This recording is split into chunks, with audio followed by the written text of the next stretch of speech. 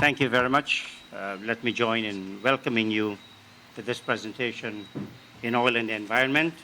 We have an excellent panel of 3 persons this evening, so my role is simply to set the stage for the discussion this evening and to moderate the question and answer session which will follow the 12 to 15 minutes presentation. As Annette was pointing out earlier today, it's taken a long time for us as Guyanese to get around to the question of the environment in terms of oil and gas, despite the fact that the preamble to the Constitution speaks of the aspiration of young people to live in a safe society which ensures a healthy environment. Chapter 2, Article 25 says every citizen has a duty to participate in activities designed to improve the environment and protect the health of the nation. Article 36 says the well-being of the nation depends upon preserving clean air, fertile soils, pure water, and the rich diversity of plants, animals, and ecosystems. Very importantly, the fundamental right clause, Article 40, subparagraph 1, every person is entitled to the basic right to a happy, creative, and productive life, free from hunger, ignorance, and want. That right includes the fundamental rights and freedoms of the individuals. We have a single fundamental right in our Constitution.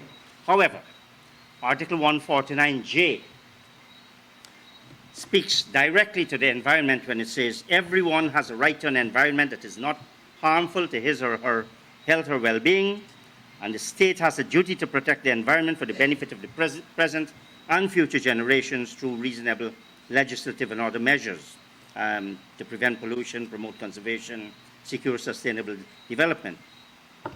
Interestingly enough as well, the Petroleum Production Act, this was the 1939 Act, one section remains in that act, but it does say the property in petroleum existing in its natural condition in strata in Guyana is hereby vested in the state, and the state shall have the exclusive right of searching for and getting such petroleum. The Model Petroleum Act, which because we don't have any live Petroleum Act petroleum agreement, the Model Petroleum Agreement speaks in Article 28, protection of the environment, and it says the contractor shall obtain an environmental authorization as required from the EPA and comply with the provisions of the EPA. It shall take necessary and adequate precautions in accordance with good international practice against pollution and for the protection of the environment and the living resources of the sea, something that must interest Annette very much.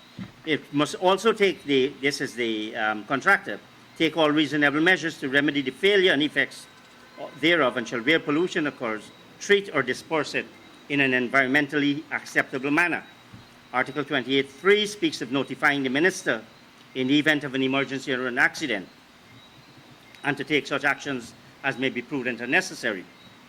28.6 speaks of the contractor, where the contractor fails to control or clean up any pollution, then the minister may take any actions which are in accordance with good international petroleum industry practice. Bear in mind that these were prescribed since 1986. We've had major spills.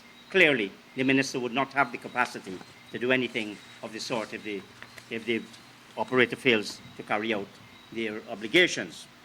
The Regulation 5 of the 1986 made under the Petroleum Act speaks of the obligation of the licensee to control flow and prevent waste, prevent escape of mixture of water, drilling fluids, and petroleum, and any other matter. Because we're not only talking, when we speak of the environment of petroleum, prevent damage of any petroleum or obstructed water-bearing strata in the area, prevent pollution of any aquifer, water well, by escape of petroleum, drilling fluid, etc., and to treat or disperse petroleum in an environmentally friendly manner.